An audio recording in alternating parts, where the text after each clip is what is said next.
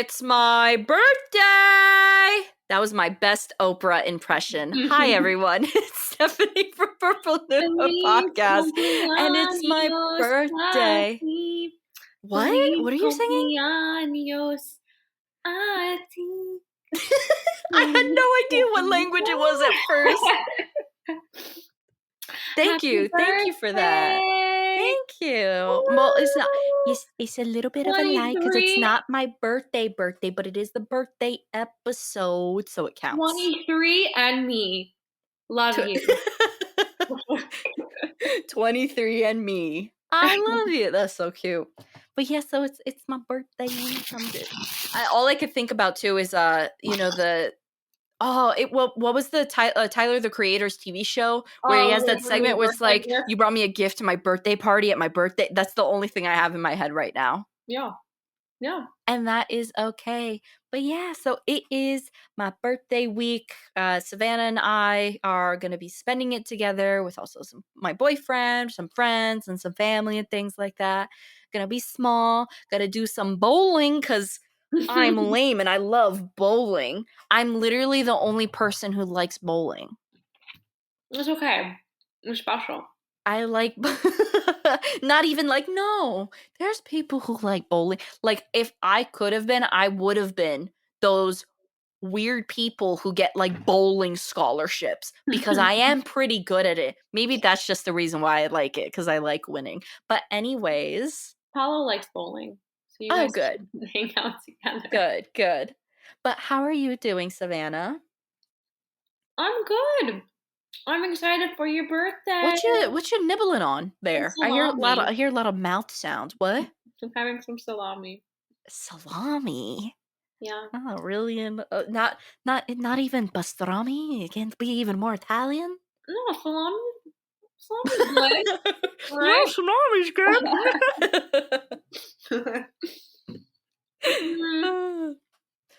Wait, hold on. Something. Oh, I'm trying to think. You just reminded me of something that happened today.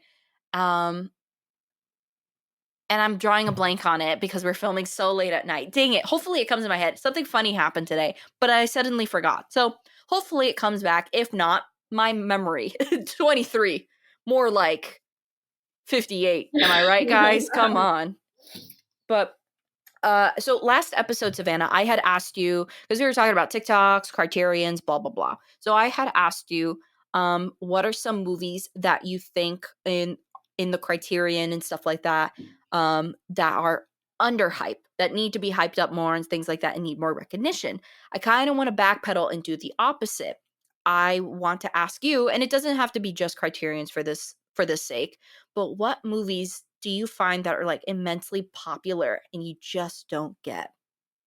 Well, obviously Solo. I feel like we've talked about this multiple times. I could see, Solo, for sure. No, I'm tired of that. I don't want to hear nothing about Solo. I'm so complete. I don't even want to give it a chance. Not that I was going to give it a chance to begin with, but because of the attitude around Solo, no. Forget it. But like, if I watch Solo, are you going to view me differently? Like, is that something I need to know? You are doing it for scientific purposes. Everyone else has no excuse on what this fascination is. Solo is a big no for me. What is the Stanley Kubrick movie I see a lot? Eyes Wide Shut? Not only that's in the Criterion. It's the what am I thinking of? Doctor Strangelove? I actually see that one a lot. Really? Yeah. Yeah, I could see it. I definitely see a lot of clips of it. And like movie highlights and things like that. Dude, I think the girl did something, but I don't think she did totally something. And I'm not trying to be rude, but what is it with? I screenshotted a comment I saw on TikTok relating to this movie because I thought it was so funny how these were probably like two 15-year-olds, two young kids and stuff like that talking about this movie, and it just made me laugh really hard. What is it? Essentially, oh yeah, someone wrote, Hey, yo, you rocking with the Jean Dillman 23 Quad du Commerce 1080 Brussels? I And the response back was, for real.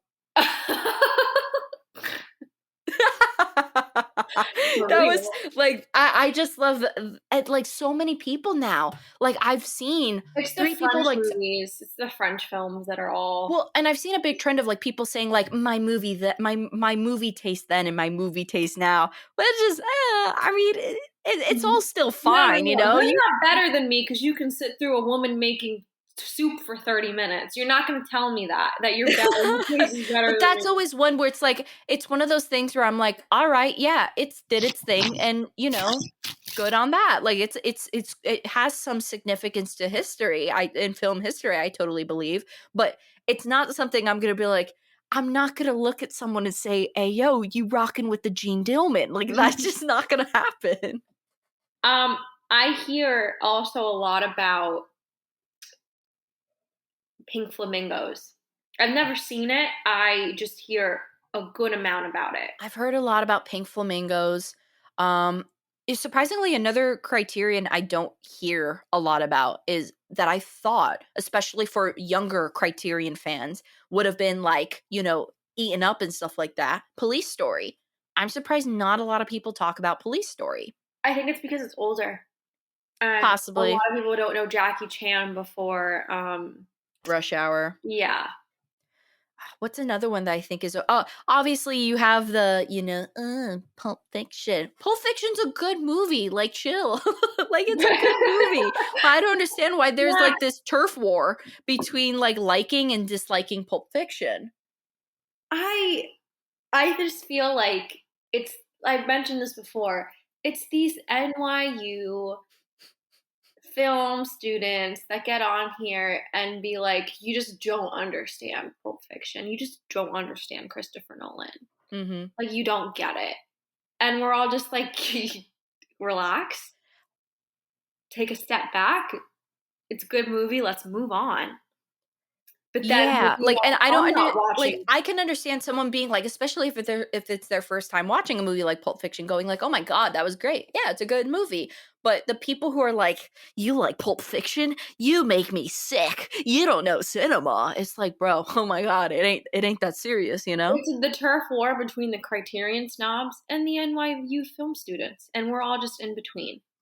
That is Yeah, it's definitely a big difference between like high society film and then the, you know, like I picked out my camera from a thrift store for $3 and I have been documenting my life ever since, which is cool, but don't think that you're superior because of it.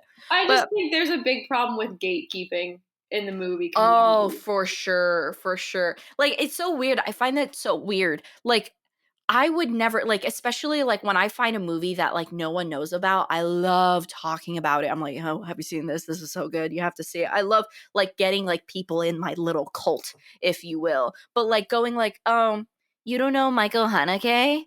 Okay, that's sad. Like, what? What? No.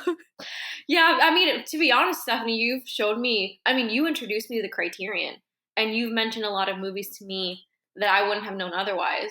If you would have told me, like, oh, you don't know the Criterion Collection, we can't be friends. What would I have done?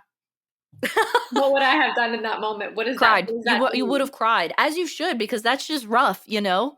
Like, and I also like even like I was bullied for liking the Criterion Collection when I was younger. You know, back in my day, I And was now it's bullied. what the cool kids do, you know? Yeah, like I used to get made fun of because they'd be like, "Oh, Stephanie's not gonna like it unless it's vintage and has some dead actor in it," and I'm like. I mean, that's a valid argument, but like, you don't have to go there. Like, it would just be really brutal for no Isn't that reason. interesting though? Like when we were in high school, it wasn't a cool thing to be like, I know for me, like I didn't really talk about how I like Italian movies. Nobody knew what I was talking about.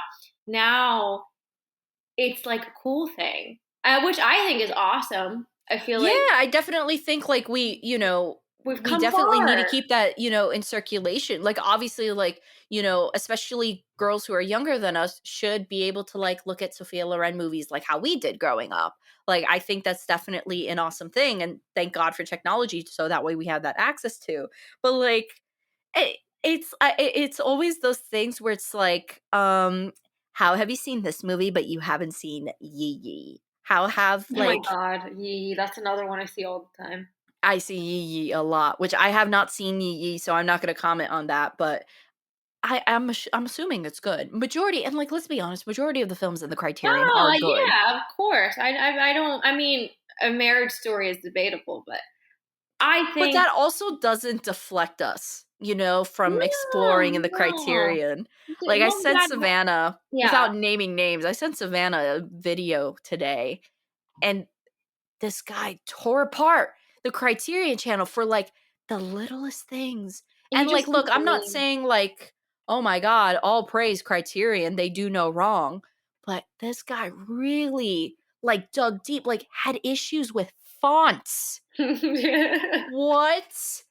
Like, dude, relax. We're Like, I all totally gonna have, like, our understand. picky feelings, not every Criterion we buy is going to be, like, our perfect thing, but to get on, like, YouTube and be like, "The Criterion is going downhill because they're picking different fonts, and the channel doesn't have what I wanna see, I don't wanna see any more short films." It's like, "Bro, okay, then maybe Then this isn't for you." You know what I mean? Like yeah, and I can understand, like, there's a valid argument with that where it's like, "Oh, hey, like, yeah, HBO Max is offering a lot of Criterions." Maybe to the people who just wanna watch Criterions and not, like, the shorts or the bonus features, then, yeah, maybe the Criterion channel wouldn't be so worth it for you. That's totally understandable and reasonable, but that doesn't mean that it doesn't offer things that HBO Max doesn't, in my opinion.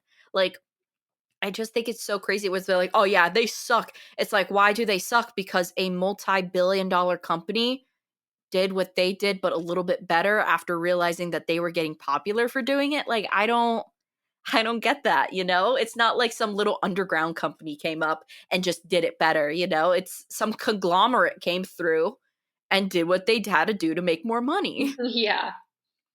It's just I just find it so like, the font thing. Oh my god. Dude, try telling someone, "Make your own font." What? Yeah, I So crazy. a little much, and again, at that point, maybe it's just not for you. No shame in stopping collecting, you Yeah, know? and there's other types of, like, other collectible movies and things like that, there's one and it has a weird name, and I was recommended to check it out, and honestly, like, it was a lot of more, like, B horror movies and things like that, like, cool stuff, like, no doubt, but it just wasn't for me, and so it was Yeah. just like, "Oh, cool, it's something cool that I can know of in case they release something that I like," but, like, I don't have to love it, but I also don't have to hate it just because it's not my thing, you know? Yeah, absolutely. I just hope all film people, men, women, and everyone else in between can all just get together and just enjoy some good movies together and stop complaining about how liking Tarantino is kind of problematic and it's just come on, it's just a movie. We can all get along. We can all get along. Have different opinions. Just hang out. Of course, of course. I also just don't like if I'm gonna be real, I don't understand why people are like, oh, but like Tarantino's kind of problematic, but then people are still like, love me some Woody Allen. I'm like, there's a difference between being a little off colored and then doing crimes, you know? Yeah, if you're still doing that, give it a rest. Sorry, but give it a rest. like, oh my god, like and then it's like, oh, I'd be like, like "Oh, I love Manhattan." Okay. I don't it's just like no self-awareness. yeah, and like I think like it's okay to, like look, totally to be honest, I think it's totally okay to like movies from directors who have a bad past. I do believe in separating, in most cases separating the art from the artist. Like for example, I always love Last Tango in Paris. I talk about it nonstop. I'm the only person who talks about it. No, but I think I'm the only person on social media that talks about this movie. So that says a lot. But like I also recognize that yeah, it's totally flawed and yeah, it has its issues and yeah, what the director did was kind of in a way dickish. But But you're self-aware about it. I think if you're complaining about one director and one movie and then being hypocritical and being like, "Yeah, but you guys watch Tarantino, he's a creep." You gotta be self-aware about what you're doing. So mhm. I think that's the point you're trying to make. I don't think there's a problem with liking I'm controversial movies and things like that. Like, even, like, if you like Solo, um, even if you like Solo, depending on your reasoning, if you think that it's because it's daring and if because of that, obviously, yeah. But if you're like, I love it because of the depravity, but then you're gonna be like, Tarantino's questionable. Like, homie, you good? Mm, yeah. Yeah, so let's just all be self-aware here. Let's let people like things. No shame in that. And look, I'm gonna to anyone who's listening who's feeling a little hurt because maybe they did like Solo, it's You can like okay. Solo. This I is just still a safe space for you, despite what Savannah has said in the past about Solo. This is still a safe space for you. I You're just still good. You're if still you wanted if here. you own multiple copies, maybe stop. Like, That's if you what I treat Solo like the Bible, there's an issue. Yeah, if you pop this in on a Sunday afternoon. But if you just are a fan and you're a collector, no worries. I get it. No judgment. Just keep it reasonable. That's all I'm asking. Keep it reasonable. Don't be throwing barbecues and putting on Solo. For I the whole can't neighbor, handle it. for little Jimmy down the corner to now be questioning everything about what he's learned in all of his 5 years of life because he decided to play soccer in the middle of the street while someone's watching Solo on their front porch. So be considerate. Be considerate, be self-aware, and things like that. Man, that'll never get old. For me, at least, and for you, I'm No, sure, too. I'll never forget that post. Oh my Never. god. A classic. A classic. But today, so we're gonna be diverging away from criterions again. Usually our schedule in terms of how we do things is we go from it goes like a criterion title in alphabetical order. So we've been in like the lesser of the numbers. Like, I think the last one we did was 71 fragments of a chronology of chance. I can't believe Mm, I got that title right. Um and then we alternated between like it goes Criterion, my pick, Savannah's pick. Criterion, my pick, Savannah's pick, and things like that. However, it has been a little bit skewed, I do want to say, because if you notice, we've been doing a lot more newer content. Sometimes, just especially when it's a movie that we've both seen recently, or just a movie that we've both seen before and stuff, to save time and stuff like that. But in order to get an episode out, we usually do that here and there, especially during final season, which we just ended. And then also, this is one that we actually, the show that we're about to talk about, we binged it in 24 hours. yeah, We watched this show in 24 hours because Savannah slept over and I was like, "Oh, let me show you this really great show." And I was like, "Stick with it, like stick with it with me." And it's fantastic. And so Savannah, the TV show I ended up showing you was called The End of the Effing World. And before even getting to what it is about, things like that, beginning to end, without spoiling, what are your thoughts on the TV show The End of the Effing World? beautiful. Probably one of the best written shows right now. Definitely. I'm For sad to see sure. it go. And of course, it's a British show. I just want to say British TV is superior to They're us. popping. They got it. They They have know it the tooth and message. nail. They understand. They know the assignment. Fantastic show in every way. They nailed it in every way. Characters, setting, even how they narrate the story is very interesting. And there's only 2 seasons, but the transition into season 2 was amazing.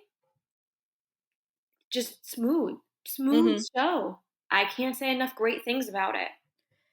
Yeah, and I will say this show starts off incredibly dark in the first episode, but I'm telling you it's not dark the entire time. Stick with it and it's very great. It's so well-rounded. And even though it's kind of seems a little skewed in the beginning in terms of its balance in the beginning because it just comes across aggressively dark in the first 2 episodes, it really shifts into this overall really like well-balanced genre. You have a little bit of comedy, you got a lot of darkness, you got a lot of romance. You got it hits the nail on everything. You're going to feel happy for characters. You're going to feel sad. I feel like it really just did a good job. And for how great the show is, Yeah. I don't think have you ever heard of it before I mentioned it?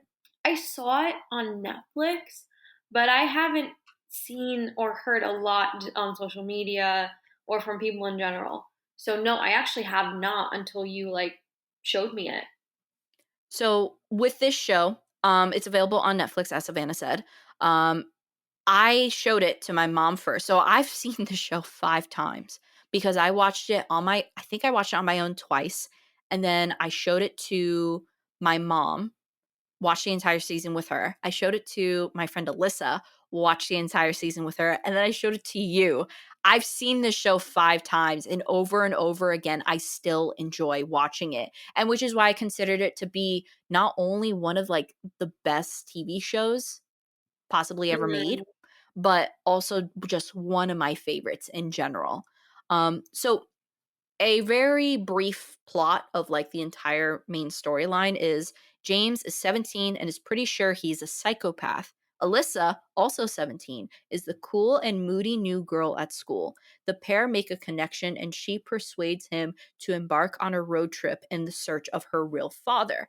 That's the majority plot of the first storyline. It will alter in the second storyline, which we will talk about in a little bit, but I want to go through this character by character because I feel like that's the best way to understand the full scope of everything. And I mean, regardless, if you don't want to hear any spoilers about things and stuff like that, go watch the show. It's fantastic. Enjoy it. Hope you have fun with it.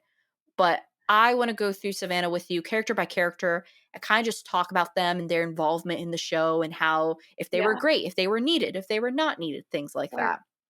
All right. So let's first talk about Alyssa, played by Jessica Barden. She is one of the two main characters in the show. What did you think of the character Alyssa? Fantastic. Um, I think Alyssa is very well written in terms of like being a complicated character.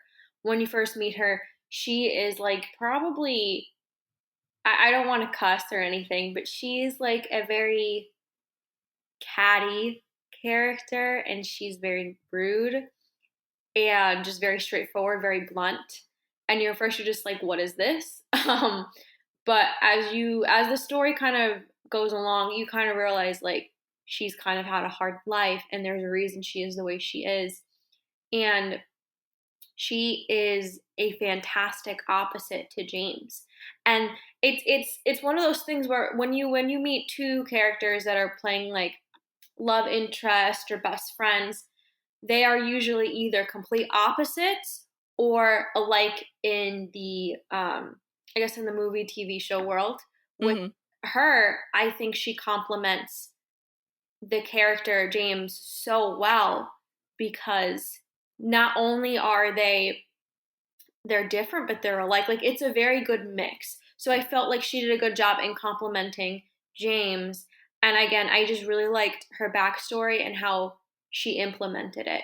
Because again, it's just like most characters that come from a rough background, you hear that within 5 minutes. Like they're just like, oh yeah, like my mom, this happened, this happened.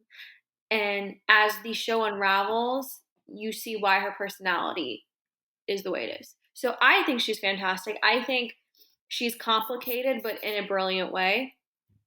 And I like the character development within her throughout Yeah, and season one and I two. think one of like the more brilliant things that they did about this show was really split the narration. I Yeah, think that was the best because if they had just done it from the character James's perspective, the other main lead, I think it would have been incredibly one-sided and I don't think we would have been able to appreciate cuz like you said I'm sorry, Alyssa comes across catty. She comes across very rude, very blunt and overall, if she didn't have a inner monologue that we could all hear, majority of the people probably wouldn't like her because they wouldn't understand where the whole emotion and everything was coming from. So I do think having them being both split narrators was a fantastic decision and it made you be able to love a really even both really flawed characters. I also like that they are kids. I think this could have gone in a very different situation because they're both very mature Mhm. in terms of their personalities. But I think this story also reminds us throughout season one, especially, like, oh, these are just like teenagers. These are literally just kids. So I like that the story doesn't get too mature in terms of some things because I think it could have gone many different ways. But the characters do still take, like, they still are kids. You realize that when Alyssa gets into trouble, and then eventually later when she reunites with her dad, you're just kind of like, oh, this is like children. um, Yeah. but it's just like children that have. It reminded me a lot of. I know it's gonna sound weird, but come and see in the way that these characters do get like I weathered. can see that. Like, it was Flora and what was the other girl's name? I know, I don't know. That's why I didn't. I was. He screams it. Oh my god, I'm trying to remember now. I cannot remember. Anyways, It was like the um, same thing. It was like yeah, where we almost. get like a really good glimpse of them, even though they kind of look more like adults, which they are.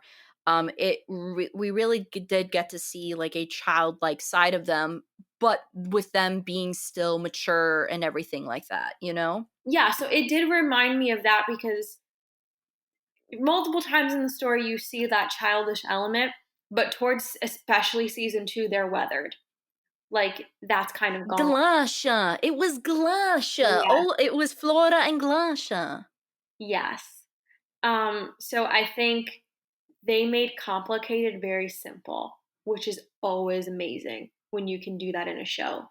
They made two complicated characters simple for us to understand because of the narration and the flow of the story, which was so good. Yeah, and one thing that I think was great to do about Alyssa because the character James, and who we'll talk about next, he's very complex in the direction of not being able to understand or relate to, at least for a majority of people who watch the show. Hmm. Alyssa serves as one of the most relatable characters, especially as a girl, whether it's, her stepfather making her feel uncomfortable or, just her background and her story and stuff and kind of feeling forgotten, and even the way like in the beginning in high school and stuff how she interacts with friends, or air quote friends, just Yeah, classmates and things like that. I feel like she was a great addition. She was absolutely necessary to the storyline without a doubt, because so much of it surrounds around her. But not only that, but because she serves as a huge relatability to the show, and that's where that plays really well in, the juxtaposition between you're able to now relate to her, you get to see a side of her, and you're knowing that from the first episode, because James starts the episode saying like, I've always wanted to kill, something along the lines of that. So yeah, you kind of start caring for her rather quickly for her safety, because she is a very, very relatable character. absolutely. Yeah, In season 2, she does kind of, and I will say she does kind of, because she was unsure how she was. It's almost like she has like a reset. After season 1, her character resets and it kind of just seems like she's in the same space as before. Kind of in that like mindset of like, I don't which know is what to like do. I'm not happy and I understandable. don't Yeah, care. yeah, And yeah, it's totally understandable and it makes sense. Um I could see people who are fans of the show maybe not liking the element at one point of her getting married, but I think it makes sense for her character. agreed. I think it totally makes sense because she is so, you know, quick to think on things. She doesn't think about things. And I think she, like James, but on the opposite end of the spectrum, is just desperately trying to feel something. So she's like, yeah, why don't we get married? And just desperately hoping to have the same connection by some chance as so she did with James. So I thought that was brilliant of them to add in that little storyline, and to even have like Alyssa and James's complications in their relationship within the second storyline. Yeah, Um was there any preference between her in season 1 or season 2, or did you like them both equally, her role? I did like them both equally, just because again I think the character development was very smooth. Like the transition between season 1 and season 2 made sense Mhm. when it wasn't like a griping change, because I know that happens sometimes in different TV shows, at least from what I've seen. Sometimes the characters changes I don't like. Mhm. But again, I think it was a smooth change and it made sense. Yeah, and I do like, especially when you compare the first episode of season 1 to this first episode of season 2, the irony of some situations she's in. She says that she hates her mother, but now she's back in her mother's arms, and things like Yeah. that. One thing, hold on, just realized, what happened to the babies? I just totally realized, didn't she had twin sisters? Where did they go? I didn't see them in season 2. I think maybe it's assumed that the dad took them. Oh my god, that's crazy. I just totally realized that because I was just thinking about it. I was like, wait a minute, hold up. But it kind of seems like she's back in like the same situation and stuff. But I really like the irony of like her working at a diner when in the first episode she just rips apart a waitress and stuff so rudely Yeah, and stuff is like, can I have a banana split? Yeah, effing, just curses her out essentially.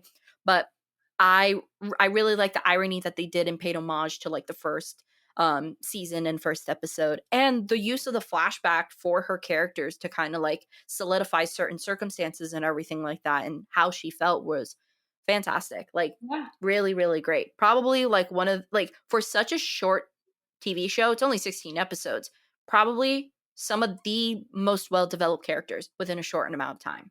absolutely. All Couldn't right, agree. let's move on to James. James is played by Alex Lawther. And so both of these actors and actresses that I really didn't know of until I saw them in this. Jessica Barden, who plays Alyssa, now has a IFC movie out coming out soon, I believe, and she stars in it.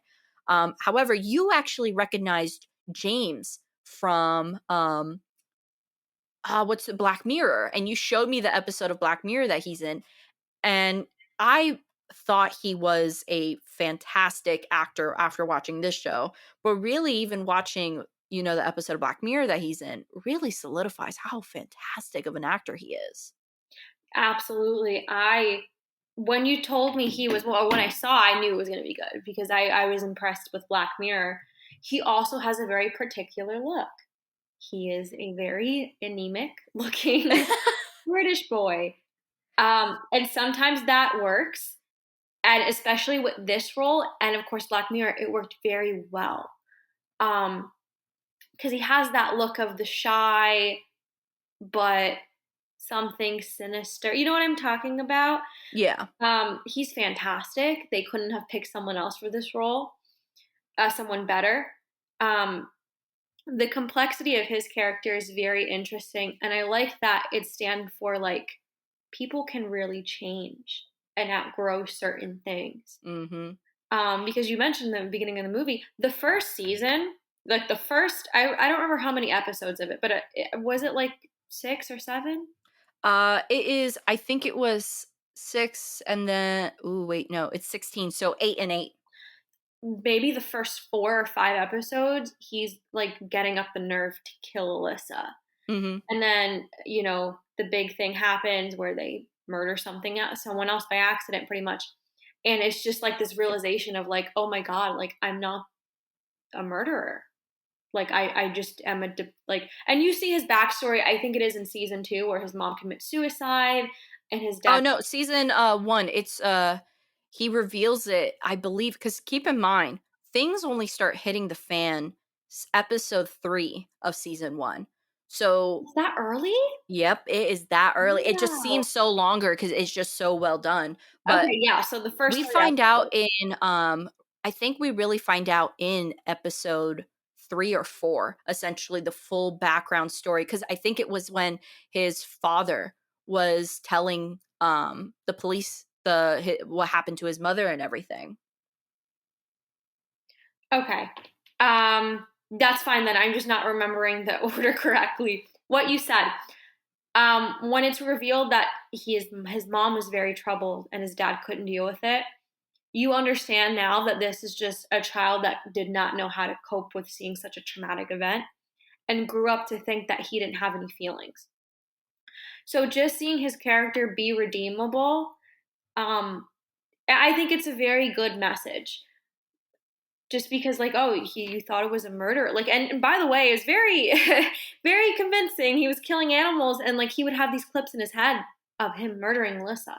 Mhm. So seeing that realization, I think, is a very good message to say that people Yeah, and are I think redeemable. also there is a, to some people, there is a stark difference, and I think what with this character what I really enjoyed about the character James was essentially with what you were saying with him going from wanting to kill Alyssa to then wanting to be with her, essentially. I think one of the things that they do a great job is that anyone can be helped in this situation. And then also, I really like the fact, because I do feel like it is a very fine line, but often not discussed, between kids essentially killing or hurting animals and people hurting other people. I feel like it's never discussed. I feel like any type of movie that where you have like some type of animal mutilation, oh, slap on the serial killer sticker and stuff like that. But meanwhile, we forget there's hunting, there's things like that. Although not everyone agrees with it, with everything, I do like the fact that they were clearly able to separate. Like, no, like this guy, this character James was not meant to be a serial killer. And I like how they slap that label on for him. Not They don't leave any room to wonder after the moment things start hitting the fan. They don't allow any motion for you to think, "Oh no, well maybe he is a serial killer and he just doesn't realize it." No, I'm happy they didn't do that approach, because I felt like it would have weakened the character and it would have weakened the arc that he has throughout the entire show. It's also like you said, it's never talked about again, and I did like that because we never see any urge for him to wonder if he really could kill somebody again or if that's what he wanted. Um, And I it- think maybe it yeah, was just never mentioned. Maybe he never, James never told Alyssa in the story or anything. This is actually based off of a graphic novel. So I have not read the graphic novel, so I don't know if things occurred differently. But just strictly speaking about the show, I wonder like what would have happened if he told Alyssa, like, hey, I was thinking about killing you. Maybe because he realized that he never wanted to. I think maybe he just wanted to feel something. And finally, right before episode 3 happens, which has the big event that really kicks off the show, I think in the moment he got to feel, even before he essentially murders someone, but not Alyssa. yeah, I agree. I definitely like the direction they went with his character. Just the redeemable arc, I approved. I liked it. It's And you good. feel a lot of emotion for James. You feel a lot of sadness for him, because, like I said, I feel like Alyssa's the more relatable person in the show. I feel like James is the more grounding person to the show, where even though everything is so crazy and so up in the air, especially with Jessica in season 1, or I'm sorry, Alyssa in season 1, where she's just like, "No, let's do this," and a lot of crazy things happen. He really grounds the emotional level of the show. And I love how he goes from like, I want to punch my dad because I hate him and stuff, but then recognizes that his dad is trying. And then a big portion of season 2, he's carrying his dad's ashes around him and he's like so like obsessed with it and things like that. Like, I love that transformation for that character. Absolutely. Definitely, like I said, very smooth transitions, which I thought was very impressive for only having 2 seasons. A lot of character arcs take forever. Yep. So the fact that they were able to do it so smoothly and just no holes, no plot holes in 2 seasons, very impressive.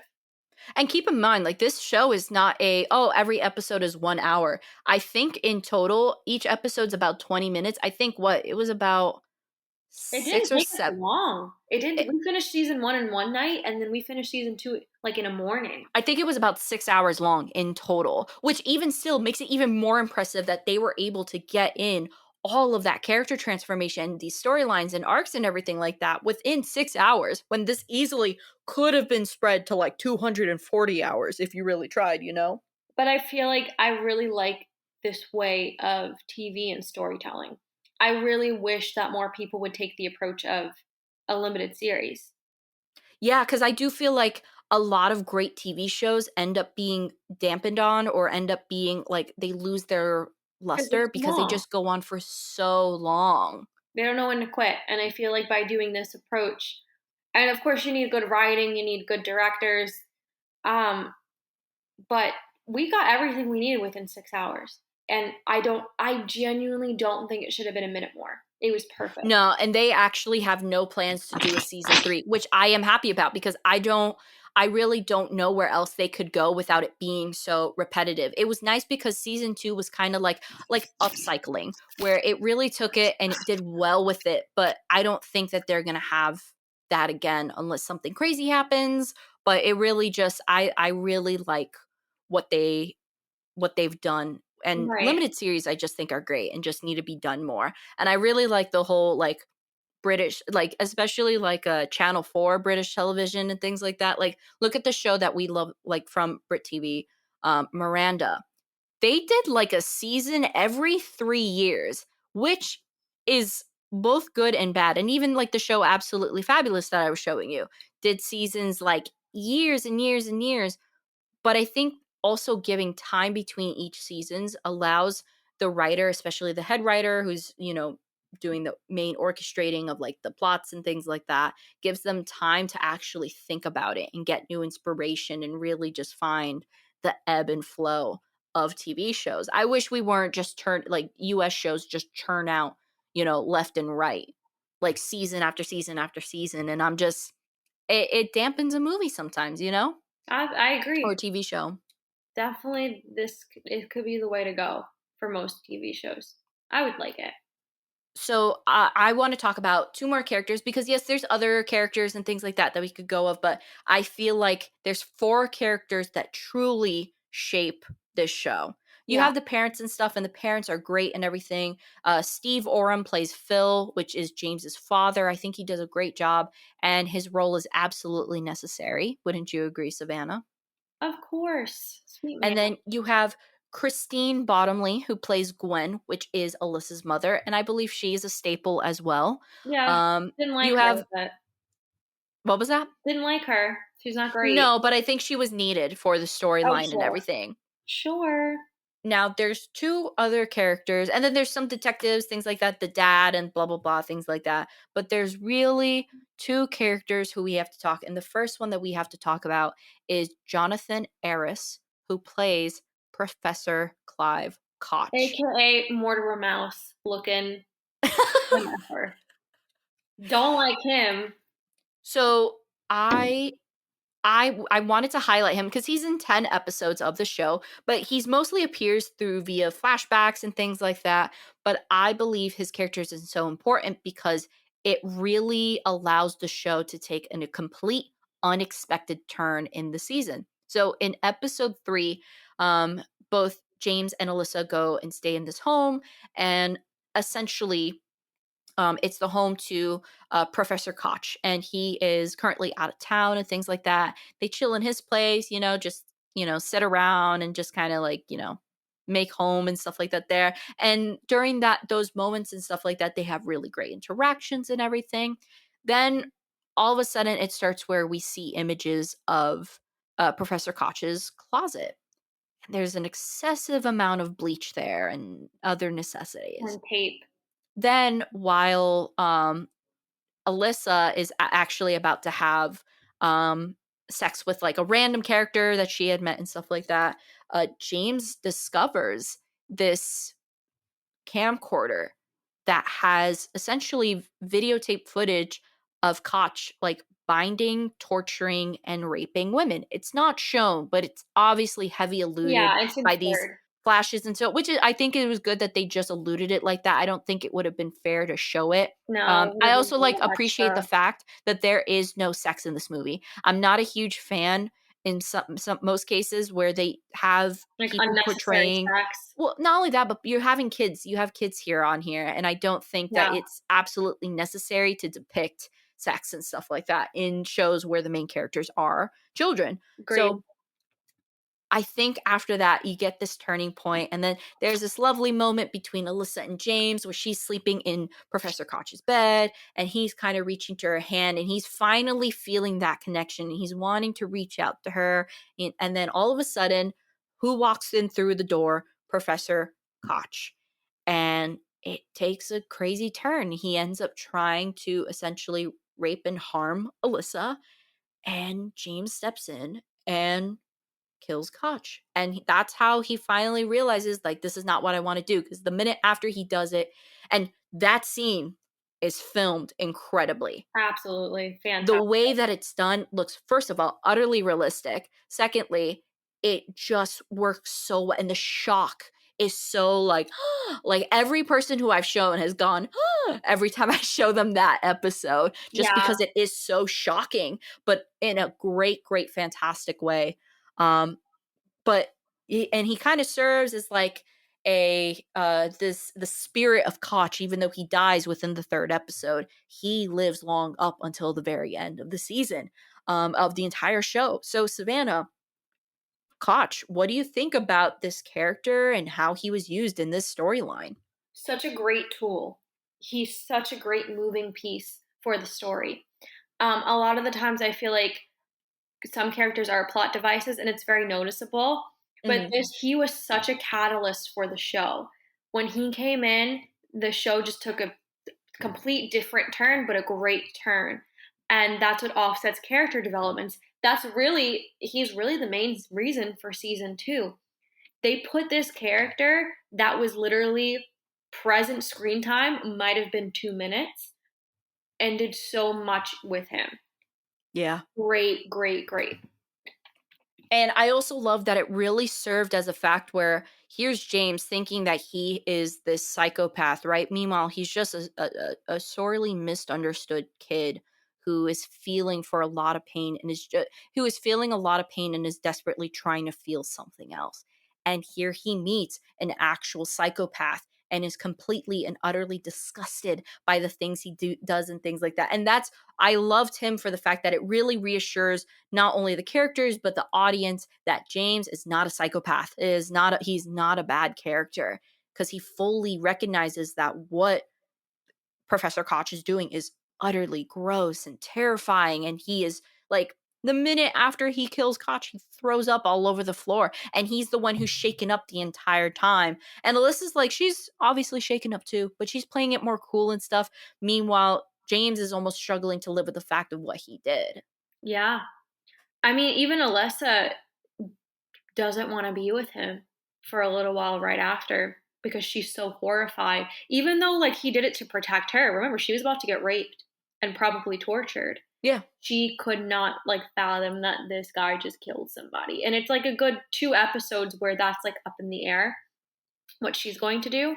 So again, he is not only an essential character, but like a really well used plot device that Yeah, and one that travels, like, I've never seen a plot device, unless it, like, comes back as, like, a surprise factor and stuff like that, but really be used from beginning to end of the show, and it works, and it doesn't feel like it's being forced, or it doesn't feel like it's jumping the shark or anything. It felt really flawless. Even you were saying, like, what are they even going to do for season 2? Like, what else is there are they gonna even possibly do with season 2?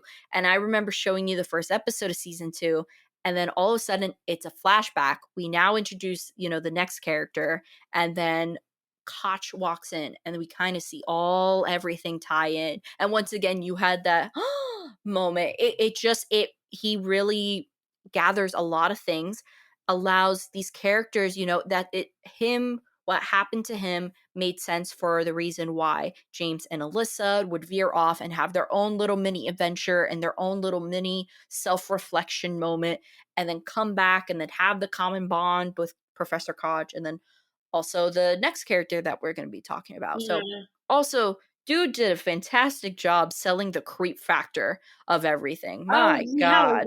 he had a little mustache.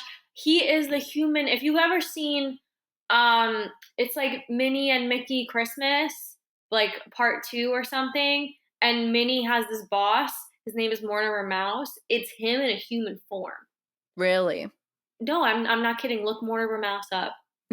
Okay. It looks like him because he had the turtleneck too. Okay. I will have to look that up.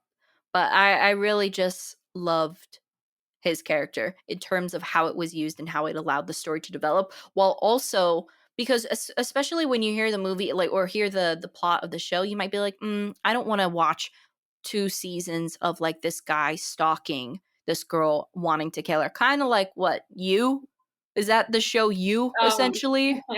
yes. But I really like how they did it because it really uses as a surprise factor, and it really hooks you into the show. So Jonathan Harris, he did a great job playing that creep. You really sold it. So you're a fantastic actor. But now we have to talk about the last character who has the connection with Professor Koch and is only introduced in season 2 onward. Miss Essentially, Bunny. you have Naomi Aki playing the character Bonnie. She's introduced because she is a college student with a rough background with her family and everything like that, and forms this really bad, bizarre, inappropriate relationship with Professor Koch while attending his classes. And I loved the addition of Bonnie because it tied in so well and it made sense, especially with how the first episode gives a full background of her life and it just all makes sense. Like everything, like all like in terms of like psychologically it makes sense. And the psychology in this show is fantastic. It all checks out, honestly.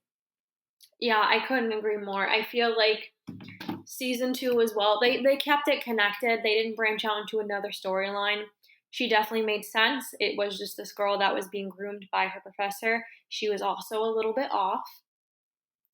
I think she was in jail because she ends up She um he has like another girlfriend type of student thing, but it's actually like when you see her leave, it was actually one of his victims that yeah, had just gotten away and everything. And so she kills him. And it's crazy too because she was going to be one of his victims and report on him and stuff like that. And she ends up killing the girl, serving prison time. And it's the reason why, like, it's kind of crazy to think that she's the reason why Professor Koch was able to do all the bad things that he kept doing. yeah, that's insane. So now we have this other element of like they think James and Alyssa think like that's all behind them, and it really just comes back. Yeah, absolutely. And then also the introduction of having her being having her find out about his death while in prison too. You can just like that obviously sends her spiraling. And then as soon as she's released, her goal is to kill Alyssa and James, who were later like, you know, they were sent to trial things. Oh my god, I totally forgot. With James too, one of the best things about him, quickly going back to James, I love the whole health transformation that he had in the second season because I really felt like now we were able to solidify that he had like a whole new look on life because he literally almost died. So I thought that was another good take too. Yeah, absolutely. I think both of the characters, again, like their character development was very well and transitioned well, but was also like far. They went far with the character development. Like it wasn't subtle, Hmm. which I enjoy because, again, that takes a very long time to get characters to A and B.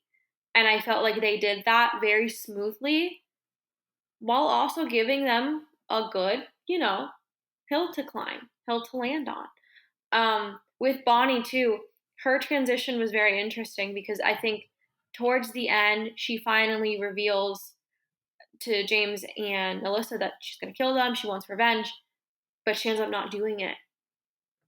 And I think that small, what is it, like 15-minute window when they're in the diner and they're Hmm. telling her what's going on, that was so great. Just seeing her go from like this vengeful person to slowly realizing, like, oh my God, like he did do all those things. I Well, can't because go through with she, this. I think her entire mission before um you know, essentially killing them was because she realized how nice they were being towards her. And I think she continually waited and waited for that, you know, confirmation of them, like just hoping that they would say, like, yeah, we killed him and we liked it. Like you could tell she was waiting for that and she was waiting for that moment so that way she could do it.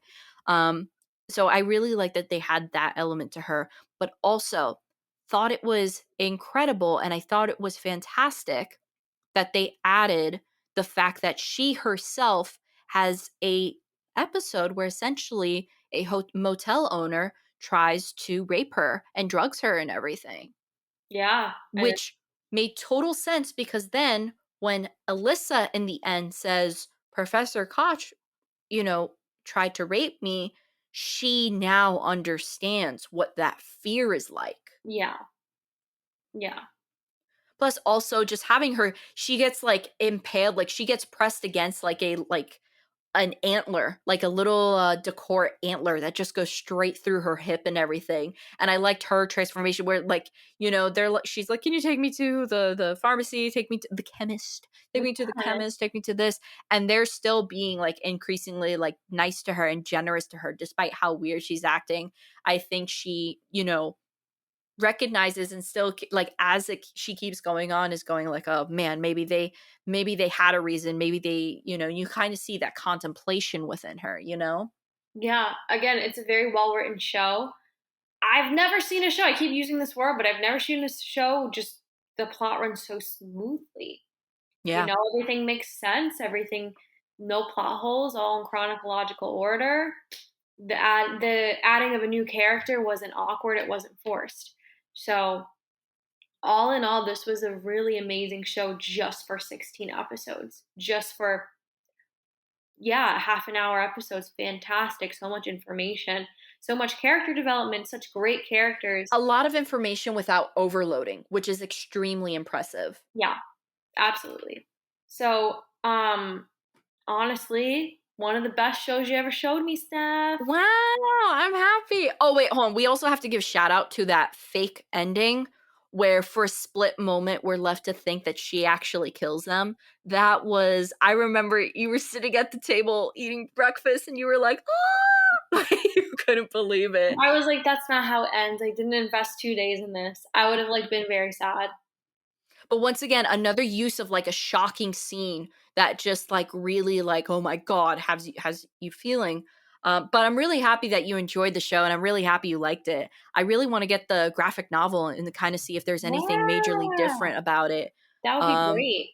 I'm not sure if the graphic novel continues towards season 2, but who knows? It might. If you've read the graphic novel, let me know what you think, or if you've seen the show, definitely give your takes on the show. I think it's an incredible show. Now, Savannah, as always, let me ask you: if this show was made into like a DVD bundle, would you own it? I'd want the collector's edition. Oof, oof. And what is your rating for 10 this out of show? 10. Nice. I think it's also, like, very rare to find shows that, like, because like, we were talking about, there's so many ways you can, like, pick apart a show, especially if it runs for so long. It kept with it, it understood the assignment. Sweet and It r short. it really did what it fantastically. It's spectacular, and I think there's, even if you have a little bit of issues with this show, there's really, in my opinion, there's not a lot, like, bad. Like, you may just not like it because it's not your taste, but there's no plot holes. There's no, maybe the missing babies, but The there's no plot holes, there's no poorly written character arcs or scenes. It's directed incredibly. The soundtrack, oh my music is god, great. soundtrack is incredible to this show. Um, honestly, yes, I'm with you. Collector's edition, give it to me. I will take it. I'll take some merch too while I'm at it. I'll take it all. And also, I would give this show a 10 out of 10. There's very, very, very, very few shows that I think do not need any single changes per episode. Yeah, And this is one of them. Like, this as is perfect, and you can't get any better than this for this show. fantastic. Great recommendation as always. Thank you, thank Stephanie. you. Also, just a quick question. Since you give this show a 10 out of 10, I just kind of want to know, what other shows would you consider a 10 out of 10 in your book? Ooh. Hmm. I let me think about that actually. Oh, 10 out of 10. Probably the only one that comes to mind right now, I have to think about it because I've seen just too many, but I love Schitt's Creek. Okay, That's a valid. different tone, but I really do love Schitt's Creek. I'm a big Downton Abbey fan, but even that's not a 10 out of 10. Yeah, like even some of my favorite shows like Arrested Development, 30 Rock, things like that, I would not necessarily label 10 out of 10 because there are episodes where I'm like, that was a little bit unnecessary. I personally think other Oh, wait shows, a minute. what? Fleabag. Oh, Fleabag, yeah, 10 out of Fleabag 10 was a for 10 out of Fleabag. 10 for me. 10 That's out of 10 for Fleabag, 10 out of 10 for Mindhunters. of course. Um, And also, BoJack. I'm not sure if you've seen this one, but I've seen this show 3 times, and it's by far one of the best TV shows I've seen, and I feel like no one talks about it, even less than this one, Which one? Bates Motel. I haven't seen it in full, but I would like Oh, to. I think for me, what gives a show a 10 out of 10 is where I can if you just randomly pick an episode, I enjoy it. That's what Okay. a 10 out of 10 show is. It's not gonna be like, "Ah, this is not my favorite season." It's not gonna be like that, and that's what I think makes this a 10 out of 10. You pick any episode, obviously, after watching it the first time, you pick any episode, you go back to it, you're gonna enjoy it. That's what a 10 out of 10 is. Yeah, I agree. I agree. But you BoJack have to finish it. I Horseman. really liked Bates Motel. I was talking about it with my dad, that's why I bring it up. No one likes Bates Motel, but I love Bates Motel. I'm gonna give it a shot. I've seen bits and pieces, but I haven't watched it in its entirety, so I plan to watch it again. Um, BoJack Horseman. Really? Did you finish it? No, but I'm surprised that you give it a 10 out of 10. I think it's a good show, but maybe because I haven't finished it. Maybe that's why. Character development is fantastic for a show about like like animals that talk and like ridiculous stuff. It gets pretty deep and serious, and there's a lot of themes that are actually quite important. And just BoJack's character development, Sarah Lynn's, even Diane's, Mhm. it takes a really deep turn. I've never seen a show also do that. It reminds me in this way where the transitions are smooth. Um, Gotcha. so you got to see it. I know everyone looks at me weird when I say BoJack Horseman, but it's a very good No, I show. could see it. It's definitely, it's not like no offense to anyone out there who really likes the show. It's like if you say Family Guy. Like I can understand like people liking Family Guy, but look, after how many seasons or even Simpsons after 20, there's got to be some bomb episodes, not some of the good stuff, But I can see that because it's definitely more serious, but it's also comedy and I feel like you could add a lot more elements to it. But you know what's crazy? Thinking about it, I wouldn't even consider Twin Peaks a 10 out of 10 and you want to know why? Why? Because they sing? I was literally about to say because I want to tear off my ears every time I hear just you and I. I saw a Twin Peaks hat that just said in pink, just you and I. And at first I liked it, but then I realized it was a Twin Peaks hat and I hated it because that's the worst part of the No, show. that shouldn't have been allowed. No, Somebody made an error there. someone made a boo boo and they got to go. But ooh, so since if you're listening, we're at the 1 hour mark now. But if you're listening to this and you still stuck with us, here's a little surprise. Ooh. We may have a really, really cool guest on our show next time. And not like we've had two cool people on our show before. We're gonna get someone cool and different. So fingers crossed everything goes well and say a little prayer, say a little, little grace, give Just us some keep good your vibes and eyes stuff that out. it happens. Keep Because your if eyes out. so, it'll be a fun one. It'll definitely be a fun, interesting, and definitely unexpected, to say the least. Yeah. So what are we talking about next time? Jesus, I totally forgot. Look at the list. Pulling up the list. Oh, we got a double whammy. We got a double whammy next time you listen to us. Guys, it's going to be a rough one.